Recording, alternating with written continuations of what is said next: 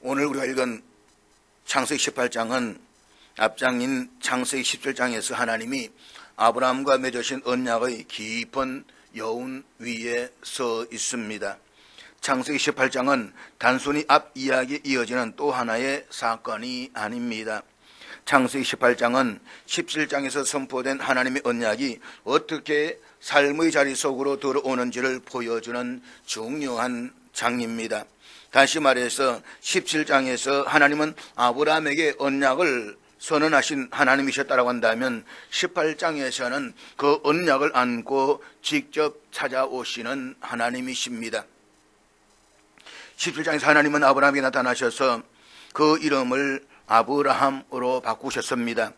아직 자식 하나 없는 노인에게 열국의 아버지라고 하는 미래의 이름을 먼저 주셨습니다. 사례도 사라로 바꾸시면서 약속의 주체가 분명히 하나님 자신임을 선언하셨습니다. 그리고 할례라는 언약의 표를 통해서 이 언약이 말로만 붙드는 언약이 아니라 몸과 삶 전체를 내어 맡기는 언약임을 분명히 하셨습니다. 그때 하나님은 이렇게 말씀하셨습니다. 나는 전능한 하나님이라 너는 내 앞에서 행하여 완전하라. 이 말씀 앞에서 아브라함은 엎드렸습니다. 전능하신 하나님 앞에서 인간은 엎드릴 수밖에 없습니다. 언약은 하나님의 은혜였지만 그 만남은 엄숙했고 두려움이 있었습니다. 하나님은 높고 인간은 낮았습니다. 하나님은 전능하시고 인간은 한없이 연약한 피조물입니다. 17장에서의 하나님은 말씀하시는 하나님이셨습니다. 장엄하고 엄숙하고 경의의 하나님이셨습니다. 아브라함은 하나님을 믿었지만 여전히 긴장 속에 있었습니다. 그런데 18장에 들어오면 하나님은 전혀 다른 모습으로 등장하십니다. 말씀만 하시는 하나님이 아니라 직접 찾아오시는 하나님이십니다. 언약의 하나님이 이제 언약의 사람의 장막문 앞에 서 계십니다. 그래서 우리 본문 1절을 함께 같이 읽도록 하겠습니다. 여호와께서 만물의 상수리 나무들이 있는 곳에서 아브라함에게 나타나시니라. 날이 따가울 때에 그가 장막문에 앉아 있다가. 본문에서 만물의 상수리 나무들이 있는 곳은 헤브론입니다. 그러니까 아브라함은 롯이 떠나간 이후 지금까지 헤브론에 머물러 있습니다. 여전히 그 중심으로 하나님과 교제하는 믿음의 자리를 지키고 있습니다. 그랬을 때 하나님께서 아브라함에게 나타나셨습니다. 그런데 하나님의 이 나타나심은 이전과는 전혀 다른 방식이었습니다. 환상도 아니고 꿈도 아니며 엄성만 들린 사건도 아니었습니다. 하나님께서 사람의 모습으로 아브라함을 찾아오셨습니다. 아브라함은 이미 여러 차례 하나님의 음성을 들었던 사람입니다. 창세기 12장에서 부르심을 받았고 15장에서는 언약의 환상 가운데 하나님을 보았으며 17장에서는 전능하신 하나님 앞에 엎드렸습니다. 그런데 18장에서는 다릅니다. 하나님은 하늘에서 말씀하지 않으시고 환상 가운데만 임하시지 않으시며 길을 걸어오시는 손님처럼 아브라함의 장막 앞으로 오십니다. 이것은 하나님이 멀리 계신 분이 아니라 인간의 삶의 자리로 직접 들어오시는 분이심을 우리에게 보여주고 있습니다. 사랑하는 여러분, 우리 하나님은 저 멀리 높고 높은 곳에서만 계시는 분이 아닙니다. 이슬람교에서는 그들의 알라시는 저 멀리 있어가지고 우리 인간과 관계하지 않는다라고 이야기를 합니다. 그렇지만 우리 하나님은 그렇지 않습니다. 우리의 삶 속에 인간의 모습으로 일상 속으로 찾아오시는 하나님이십니다. 특별한 예배 순간이 아니라 평범한 하루, 평범한 만남, 평범한 관계 속에서 찾아오십니다. 하나님은 오늘도 환상 속에서만 계시지 않습니다. 하나님은 우리의 삶의 현장, 우리의 가정, 우리의 관계, 우리의 섬김의 자리로 찾아오십니다. 문제는 하나님이 오시느냐가 아니라 우리가 알아보느냐입니다. 그래서 히브리서 기자는 손님 대접하기를 잊지 말라. 이로써 부지 중에 천사들을 대접한 자들이 있었느니라 라고 말씀을 합니다. 아브라함의 신앙은 바로 이 지점에서 빛이 납니다. 그렇다면 하나님은 왜 사람의 모습으로 오셨을까요? 그것은 하나님께서 아브라함과 관계의 깊이를 더하기를 원하셨기 때문입니다. 함께 앉아 떡을 먹고 송아지를 잡아 식탁을 나누며 대화를 나누는 하나님, 이는 두려움의 하나님이 아니라 언약의 하나님, 동행하시는 하나님이심을 보여주십니다. 하나님께서 아브라함을 찾아간 시간이 날이 뜨거울 때라고 했습니다. 이 표현을 히브리어 원문을 보게 되면 그 날의 뜨거울 때에 라고 되어져 있습니다. 그러니까 하나님께서 아브라함을 찾아가신 시간이 아침부터 저녁에 이르기까지 햇볕이 가장 뜨거울 때였다라고 하는 것입니다. 그 뜨거울 때에 아브라함은 무엇을 하고 있었습니까? 장막문에 앉아 있었다라고 했습니다. 이것이 어떤 상태를 표현하는 내용인가라고 하면 중동 지방은 덥습니다.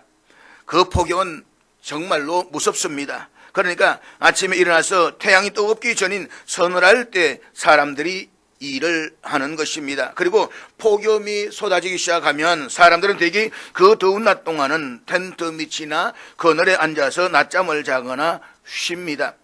지금 아브라함은 이날 아침에도 주어진 삶을 열심히 살고 태양이 가장 뜨거울 때 휴식 시간이 되어서 장막 안에서 휴식을 취하고 있습니다. 그리고 그때 하나님께서 나타나셨습니다. 특별한 예배 시간도 아닙니다. 그저 더운 날 하루를 보내던 평범한 시간입니다. 그런데 바로 그때 하나님께서 나타나셨습니다. 사랑하는 여러분, 이것이 바로 복음의 은혜입니다. 하나님은 우리가 준비를 다 갖추었을 때에만 오시는 분이 아닙니다. 우리 일상 한가운데 땀나는 삶의 자리, 장막 문 앞에 찾아오시는 하나님이십니다. 신앙은 예배당 안에서만 존재하는 것이 아닙니다. 우리의 참된 신앙은 장막 문 앞에서 드러납니다. 그렇습니다. 우리 하나님께서는 내가 예배당에서 예배를 드릴 때에만 내 곁에 계신 것이 아닙니다. 내가 앉아서 쉴 때에도 내 곁에 계십니다. 내가 잠을 잘 때에도 내 곁에 계십니다. 임마누엘, 하나님은 언제나 어디서나 항상 내 곁에 계십니다. 그분이 내 곁에 계셔서 쉼을 주시고 안식을 주셔야 내가 쉼을 누리고 참된 안식을 누릴 수가 있는 것입니다. 본문 2절 말씀입니다. 눈을 들어본 적 사람 셋이 맞은편에 서 있는지라 그가 그들을 보자 곧 장막문에서 달려나가 영접하며 몸을 땅에 굽혀. 아브라함이 장막 그늘에서 고개를 숙이고 쉬고 있다가 눈을 들었습니다. 그랬더니 세 사람이 지금 걸어오고 있는 모습이 보였습니다. 아브라함이 그들을 보자마자 곧 장막문에서 달려나가 그들을 영접하면서 몸을 땅에 굽혔습니다. 우리말로 몸을 땅에 굽혔다라는 히브리어는 절하다, 엎드리다, 부복하다라는 의미를 가지고 있습니다. 그러니까 앞에 사진 있는 그림처럼 볼 수 있는 것처럼 아브라함이 그들을 보자마자 장막문에서 달려나가 그들 앞에 납작 엎드렸다, 이 말인 것입니다. 거의 예배하는 자세입니다. 최선을 다한 정성스러운 영접이었습니다. 본래 유목민들은 지나가는 행인들이 있으면 모르는 사람이라도 극진하게 대접하는 관습이 있습니다. 왜냐하면 유목민들은 농경 민족들과는 달라서 목초지를 찾아서 이번 달에는 여기에다가 텐트를 치고 다음 달에는 저기 가서 텐트를 칠 수가 있습니다. 말하자면 그들은 한 곳에 정착해서 평생을 사는 농경 민족이 아니라 목초지를 찾아서 수시로 옮기는 떠돌이의 삶을 살았습니다. 때문에 그 사람들을 언제 어디에서 만날는지를 모릅니다. 만약에 서로 좋지 않은 감정을 품겠다라고 한다면 어느 자리 어디에 가서 텐트를 쳤다가 그 사람에게 보복을 당할는지 모릅니다. 그러니까 훗날을 위해서 지나가는 모든 사람들에게 극진히 잘 대접합니다. 일종의 여행보험이라고 생각할 수도 있는 것입니다. 그럼에도 불구하고 지나가는 손님이나 나그네에게 달려가서 엎드리는 법은 없습니다. 성경에서 히브리어로 몸을 굽혔다에 해당하는 샤하라고 하는 이 단어가 사람에게도 쓰여지는 경우가 있지만 그것은 주종관계, 즉 자식이 부모에게 혹은 생사 여탈권을 쥐고 있는 사람에게만 쓰여집니다. 그런 경우가 아니면 몸을 굽히지 않습니다. 그런데 아브라함이 왜 가만히 앉아 있다가 세 사람이 오는 것을 보고 달려가서 마치 신을 경배하듯이 그냥 몸을 납작 굽혀버렸는가? 중요한 사실은 하나님께서 두 천사를 거느리고 아브라함에 나타나셨지만 아브라함은 그가 하나님이신 줄을 몰랐습니다. 단지 지나가는 여행객 정도로만 생각했을 것입니다. 아브라함은 그들이 누구인지 정확히 알지 못했지만 그만큼 그 만남을 결코 소홀히 여기지 않았다는 것입니다. 아브라함이 이들을 융숭하게 대접하는 모습을 한번 보십시오. 본문 3절 말씀입니다. 이르되 내 주여 내가 주께 은혜를 입어 싸우면 원하건대 종을 떠나 지나가지 마시옵고. 여기서 내 주여 라고는 히브리어는 아도나이라고 하는 것인데 1인칭 단수입니다. 이것을 놓고 어떤 학자들은 아브라함이 세 사람이 나그네 중에 한 사람이 하나님이심을 즉각 알아보았다라고 주장을 합니다. 그러나 또 다른 학자들은 고대 히브리 사회, 중동 사회에서는 아내가 남편을 부를 때에, 종이 상전을 부를 때에, 상대방을 지극히 높여 부를 때에 아도나이라는 단어를 사용했다는 것입니다. 그런 점에서 아브라함이 나그네인 세 사람을 지극히 높여서 부른 것이다, 그렇게 보고 있습니다. 저는 아브라함이 처음부터 하나님을 알아보았다라고 생각하지는 않습니다. 이 부분은 뒤에서 다시 말씀을 드리도록 하겠습니다. 중요한 사실은 중동 지역에서의 한낮은 생존의 시간이지 이동의 시간이 아닙니다. 태양이 머리 위에서 자결한 시간에 사람들은 길을 나서지 않습니다.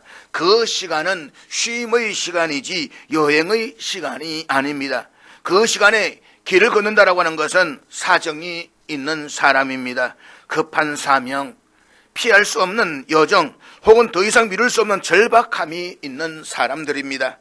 날이 뜨거울 때 아브라함은 청망문에 앉아 있었습니다. 쉬고 있는 중이었습니다. 그런데 눈을 들어보니까 세 사람이 걸어오고 있습니다. 그들이 한낮에 이동하고 있다는 사실 자체가 아브라함의 마음을 흔듭니다. 왜 이 시간에? 무슨 사정이 있기에? 얼마나 급하면?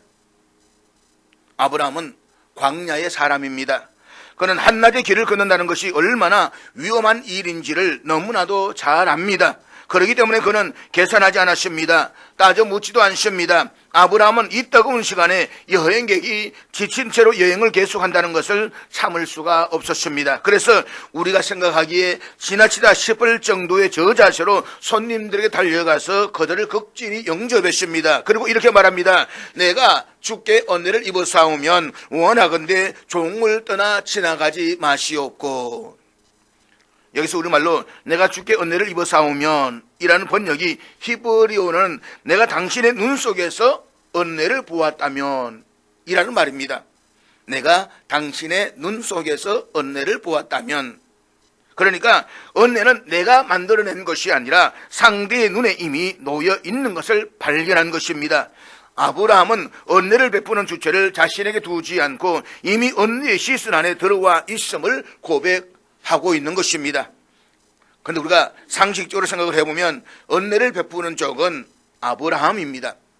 그런데 아브라함 입에서는 전혀 다른 고백이 나옵니다. 내가 당신의 눈에서 은혜를 보았다면, 아직 아무것도 받지 않았고 오히려 주는 사람인데도 불구하고 그는 자신을 은혜를 발견한 사람이라고 말합니다. 다시 말해서 당신 안에 은혜가 있다, 이 말인 것입니다. 당신의 은혜를 내게 베풀어 달라, 이 말이기도 한 것입니다. 여기서 아브라함의 신앙의 깊이가 드러납니다. 그는 나그네를 대접하는 일을 선행이나 베품으로 여기지 않았습니다. 그는 이 만남 자체를, 그리고 그 나그네들의 시선 안에 들어온 자신을 은혜의 자리로 인식했다는 것입니다. 그렇습니다. 은혜는 내가 요구해서 얻는 것이 아니라 은혜는 내가 알아보고 붙드는 것입니다. 은혜는 내가 쌓아 올려 얻어내는 보상이 아니라 이미 상대의 눈에 놓여 있는 것을 내가 발견하는 것입니다. 지금 아브라함은 은혜를 베푸는 사람이 아니라 은혜를 발견한 사람으로 움직이고 있습니다. 그래서 그는 계산하지 않고 조건을 묻지 않습니다. 은혜는 이미 주어졌고 그는 그 은혜의 자리를 놓치지 않기 위해서 지금 달려나가고 있는 것입니다. 그래서 자신을 주인이 아니라 종이라고 부르면서 정중하면서도 조심스럽게 요청합니다. 종을 떠나 지나가지 마옵소서. 이 말은 명령이 아니라 부탁입니다. 자신이 도와주는 입장이 아니라 도리어 이 나그네들이 떠나가 버리면 자신이 은혜의 자리를 놓칠 것이다 라는 이 마음인 것입니다. 은혜를 아는 사람은 자리를 낮춥니다. 은혜를 본 사람은 상대를 붙잡습니다. 은혜를 경험한 사람은 하나님을 붙들 기회를 결코 놓치지 않습니다. 아브라함이 자신이 나그네들에게 은혜를 베푸는 행위를 오히려 나그네들이 자신에게 은혜를 베푸는 것으로 생각했음을 보여주고 있습니다. 사랑하는 여러분, 아브라함은 나그네들 얼굴에서 무엇을 보았을까요? 단순한 피곤함이 아닙니다. 그는 그들의 눈 속에서 은혜를 보았습니다. 히브리어 표현 그대로 한다면 당신의 눈 속에서 은혜를 보았다면 이건 참으로 신비한 고백이 아닐 수가 없는 것입니다. 은혜는 하늘에서만 떨어지는 것이 아닙니다. 은혜는 광야의 한복판에서 한낮의 길 위에서 낯선 이의 눈빛 속에서 발견됩니다. 아브라함은 아직 이들이 하나님이심을 몰랐습니다. 그러나 그는 이미 은혜를 보고 반응하고 있습니다. 아브라함의 신앙은 바로 여기에서 드러납니다. 제단 앞에서만 경건한 신앙이 아니라 가장 불편한 시간에 열리는 신앙입니다. 그렇습니다. 참된 신앙은 예배 자리에서만 나타나는 신앙이 아닙니다. 참된 신앙은 가장 힘든 시간에 가장 곤란해 보이는 사람을 향해서 열리는 것입니다. 나아가서 성숙한 믿음은 정체를 알아보고 행동하는 것이 아니라 은혜를 먼저 보고 움직이는 것입니다.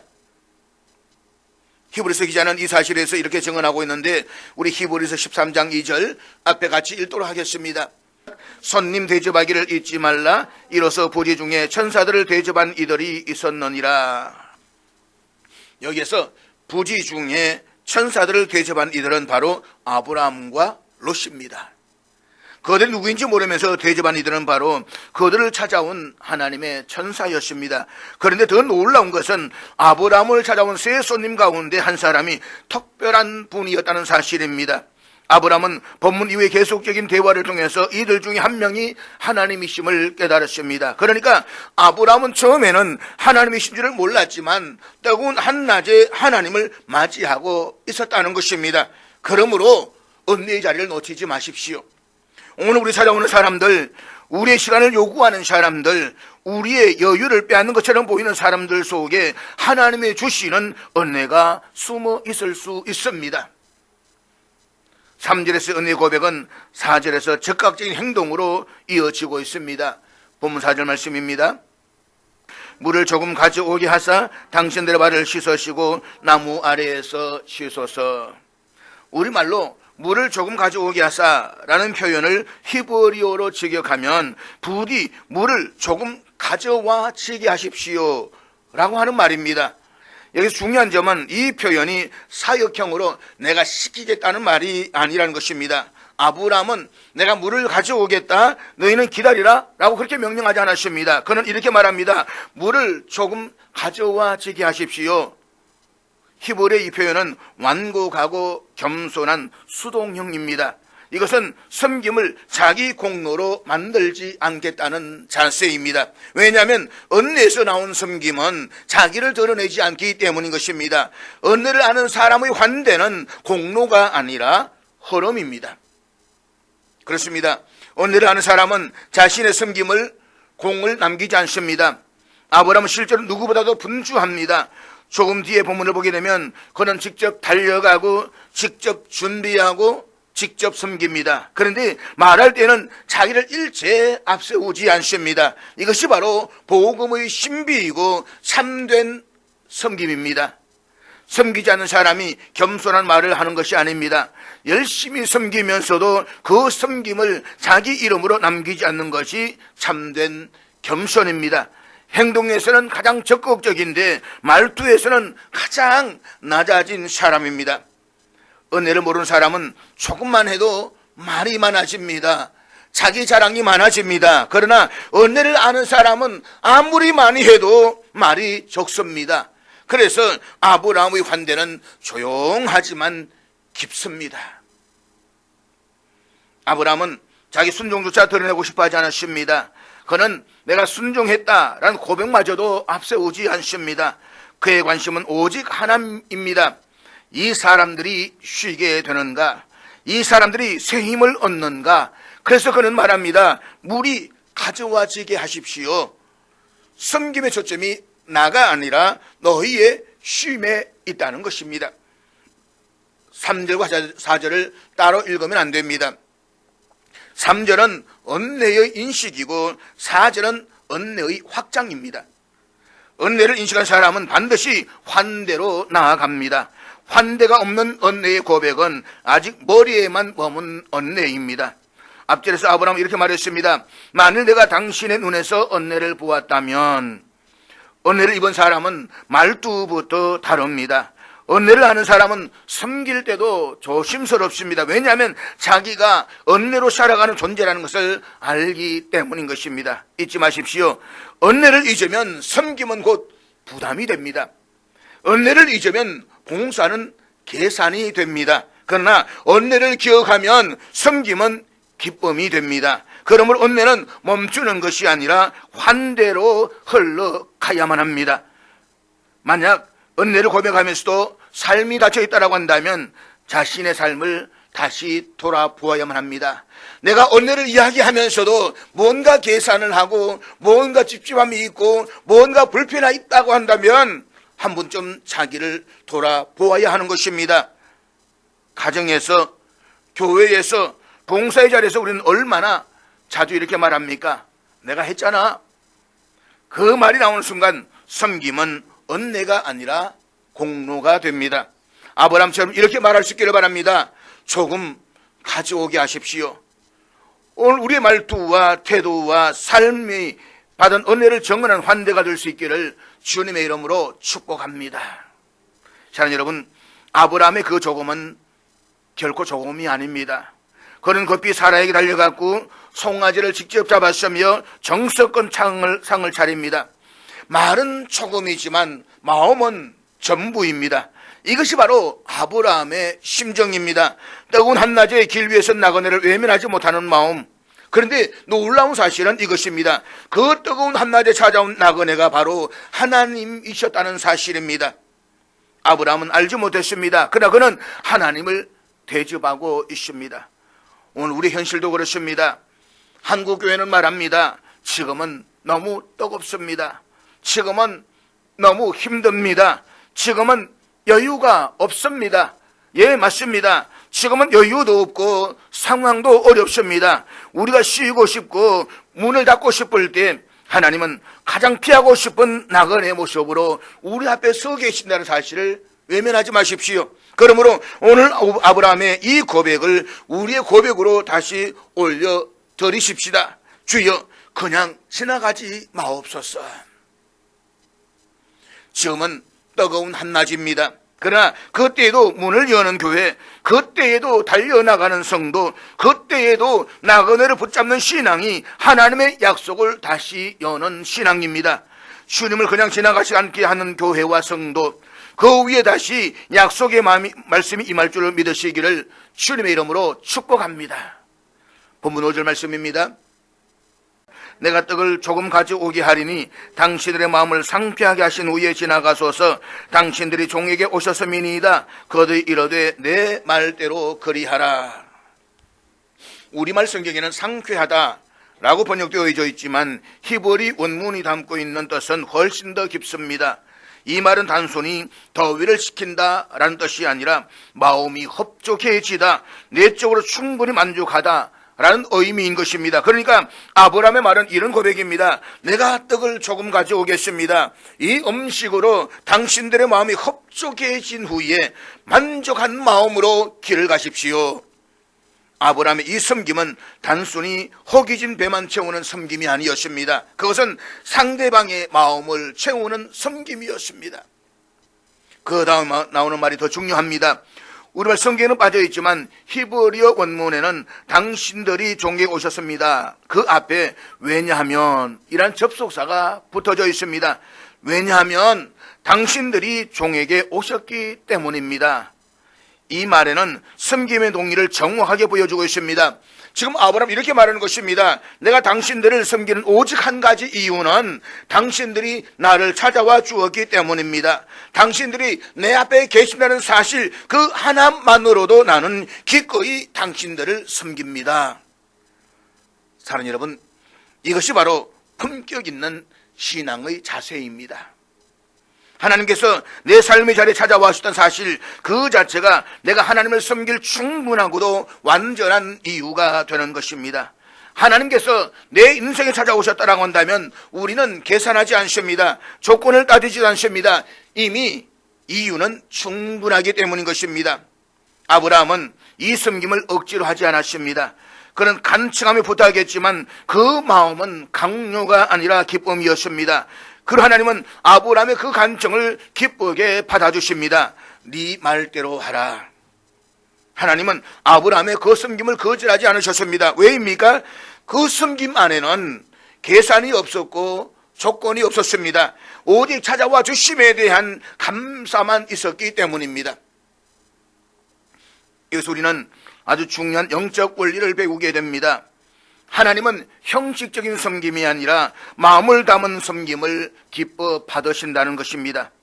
아브라함은 떡을 조금이라고 말했지만 실제로는 최상의 떡과 송아지를 준비합니다. 말은 겸손했지만 행동은 최선이었습니다. 그렇습니다. 참된 섬김은 상대방의 마음을 터치하는 섬김입니다. 겉으로는 화려할 수 있어도 마음이 감동되지 않으면 아무 소용이 없습니다. 반대로 작아 보이는 섬김이라도 그 안에 진심과 사랑이 담겨져 있다고 한다면 그것은 하나님을 기쁘시게 하고 사람의 마음을 움직입니다. 그럼 사랑하는 여러분, 오늘 우리는 무엇 때문에 섬기고 있습니까? 결과를 기대하기 때문입니까? 인정을 바라기 때문입니까? 아니면 하나님께서 이미 내 인생에 찾아와 주셨기 때문입니까? 아브라함처럼 이렇게 고백할 수 있기를 바랍니다. 주님께서 제 삶에 오셨기 때문에 그 이유 하나만으로도 충분합니다. 이 고백 위에 드려지는 섬김은 반드시 하나님을 기쁘시게 하고 사람의 마음을 살리는 섬김이 될 것입니다. 본문 6절 말씀입니다.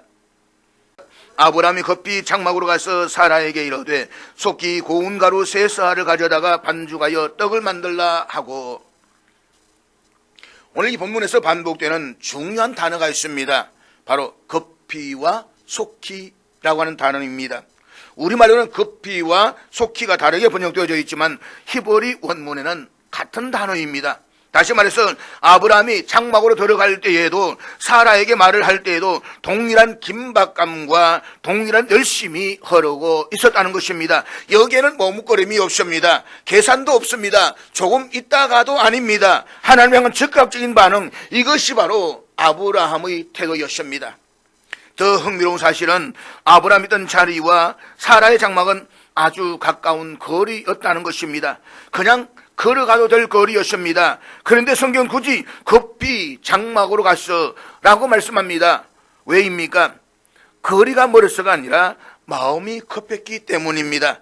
하나님 모시는 이 순간을 지체하고 싶지 않았기 때문인 것입니다. 그런데 아브라함의 말 속에는 더 놀라운 신앙의 태도가 담겨져 있습니다. 그는 사라에게 말합니다. 고운 가루 세 쌀을 가져다가 반죽하여 떡을 만들라. 여기서 고운 가루는 아무런 밀가루가 아닙니다.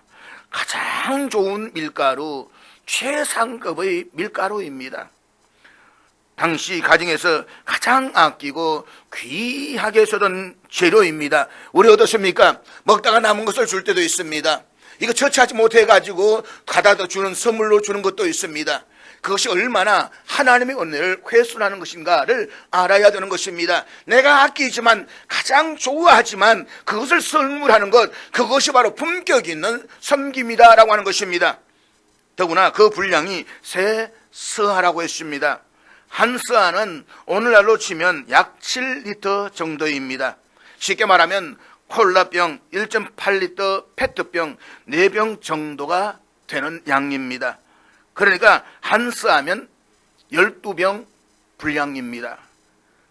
그 많은 밀가루로 빵을 만듭니다. 그런데 손님은 세 사람입니다.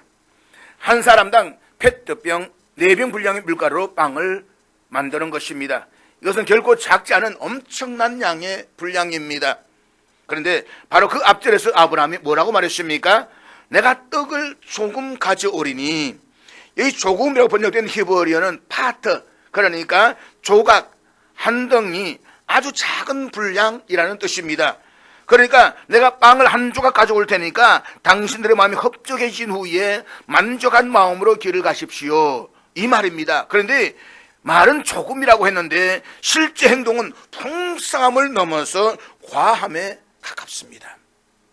더구나 실제로 보면 가축대가 있는 우리로 달려가서 기름지고 좋은 송아지를 잡아서 급히 요리하게 했습니다. 왜 그렇습니까? 왜 아브라함에게는 이 엄청난 양이 조금입니까? 그 이유는 간단합니다. 아브라함의 기준이 자신이 아니라 하나님이었기 때문입니다. 하나님 모시는 자리에서는 아무리 많이 드려도 그것이 많다라고 느껴지지 않습니다. 하나님 앞에서는 언제나 조금일 뿐입니다. 계산이 아니라 사랑이 기준되면 헌신은 늘 풍성해지는 것입니다. 솔직히 우리는 하나님께 드릴 때에 얼마나 계산합니까? 시간을 계산하고 물질을 계산하고 수고를 계산합니다. 그러나 아브라함은 그렇게 하질 않았습니다. 이 정도는 조금입니다. 왜냐하면 하나님이 누구이신지를 알고 있었기 때문입니다. 아브라함의 하나님은 그냥 지나가는 나그네가 아니라 생명의 주인이요 언약의 하나님이었습니다. 그러기에 그는 가장 좋은 것을, 가장 많은 것을 가장 급한 마음으로 드렸습니다. 그것이 바로 아브라함의 믿음이었고 그의 예배였습니다. 그 다음에 사랑하는 여러분, 이 예배 자리에서 우리가 하나님께 드려지는 것이 무엇인지를 한번 다시 생각해 보시기를 바랍니다. 우리의 조금은 정말 조금입니까? 아니면 계산된 최소한입니까? 본문 8절 말씀입니다. 아브라함이 엉긴 젖과 우유와 하인이 요리한 송아지를 가져다가 그들 앞에 차려놓고 나무 아래 모셨음에 그들이 먹으니라. 우리가 이 장면을 가만히 그려보면 단순한 식사 장면이 아닙니다. 아브라함은 지금 지극정성으로 요리한 송아지를 식탁에 올려놓고 그 곁에 앉지 않았습니다. 그는 서 있습니다. 그것이 무심히 서 있는 것이 아니라 모셔 서 있습니다. 마치 오늘 식당에서 웨이터가 손에 하얀 손수건을 걸쳐놓고 손님 옆에 서 있는 모습과 같습니다. 드시다가 필요한 것이 있으시면 언제든지 말씀만 하십시오. 뭐든지 다 드리겠습니다. 아브라함의 이 자세, 이 중심이 바로 섬김이의 참 마음을 보여주고 있는 것입니다. 자, 여러분, 우리는 앞선 본문에서 아브라함의 분주함을 보았습니다. 급히 달려가고 속히 준비하고 최상의 밀가루와 송아지를 아끼지 않았습니다. 그러나 본문에서 정점에 이르는 것은 음식의 풍성함이 아닙니다. 아브라함의 자신의 자리입니다. 그는 주인이면서도 주인의 자리에 앉지 않았습니다. 그는 섬김을 받는 위치에 서지 않았고 섬기는 자의 자리에 서 있습니다. 고대 건동사회에서 장막의 주인은 권위의 상징이었습니다. 손님이 와도 주인은 앉아있고 종들이 시중을 드는 것이 일반적인 것입니다. 그런데 아브라함은 다릅니다. 그는 종에게 맡길 수도 있었고 충분히 체면을 차릴 수도 있었습니다. 그러나 그는 끝까지 자기 자리를 내려놓습니다. 마지막 한순간까지 손님 곁에 떠나지 않고 서서 모십니다. 이 모습은 단순한 예절이 아니라 신앙의 표현입니다. 지금 아브라함은 누구를 섬기고 있는지 모른 채 섬기고 있습니다.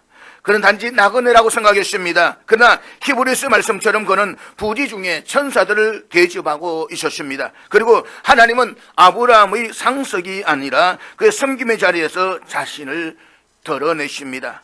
신앙의 깊이는 예배의 자리에서만 드러나지 않습니다. 기도의 언어에서만 평가되지 않습니다.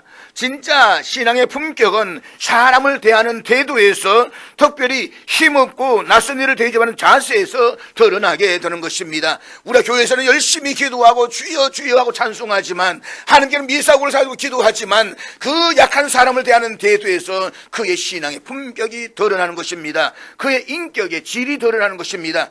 없다라고 해서 함부로 대한다든지 아무런 무시한다든지 한다면 그 자체가 그의 신앙의 그의 삶의 자세를 그대로 드러내는 것입니다. 여러분, 없을수록 초라할수록 우리가 사람을 막대하면 안 됩니다. 성경 보게 되면 하나님은 부자의 하나님이 아니십니다.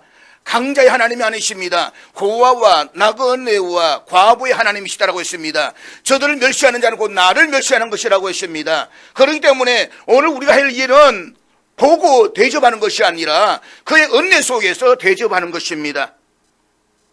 아브라함은 하나님 믿는 사람답게 사람을 대했습니다. 그것이 그의 신앙의 무게였고 그의 인격의 깊이였습니다. 솔직히 우리는 얼마나 쉽게 대접은 하지만 함께 앉으려고 하고 섬기려고 하되 인정받으려고 하며 봉사대 중심에 서고 싶어 합니까? 그러나 아브라함은 다릅니다. 그는 조용히 뒤로 물러나서 있습니다. 말없이 기다립니다. 요구하지 않고 덜어내지 않고 끝까지 서서 모시며 섬깁니다. 오늘 본문 우리에게 분명한 질문을 던집니다. 우리는 누구를 섬기고 있으며 어떤 자세로 섬기고 있습니까?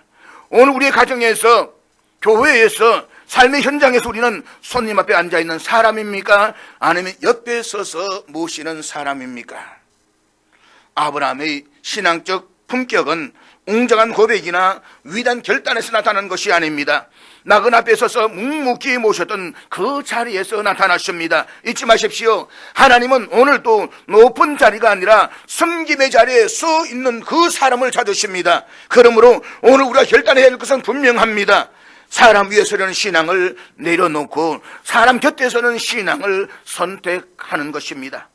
알아주지 않아도, 드러나지 않아도 손에 하얀 수건을 들고 끝까지 서 있는 그 자리, 바로 그곳이 하나님을 만나는 자리입니다. 그 자리에서는 교회, 그 자리에서는 성도가 될 때에 하나님은 우리의 삶을 통해서 당신의 약속을 이루어 가실 것입니다. 아브라함은 하나님을 만났을 때에 그가 하나님이신 줄을 몰랐다라고 했습니다. 단지 이 더위에 지친 몸을 이끌고 어린과 가야하는 그들이 불쌍했을 뿐입니다. 그래서 극진한 사람으로 그들을 영접했다가 결국은 자신을 찾아오신 하나님을 영접하게 되었습니다. 만약에 아브라함이 그들을 보고서도 귀찮아서 못 본 채 했다라고 한다면 어떻게 되었을까요? 어쩌면 그냥 지나쳐 가셨을는지도 모릅니다. 그래서 어떤 사람은 형제와 자매를 볼 때마다 이 중에 한 사람이 하나님을 믿는지도 모른다라는 마음으로 만나라고 말합니다. 저분이 하나님일 줄 모른다. 그 마음으로 섬기라는 것입니다. 이것이 바로 우리 그리스도인들의 품격 있는 자세입니다.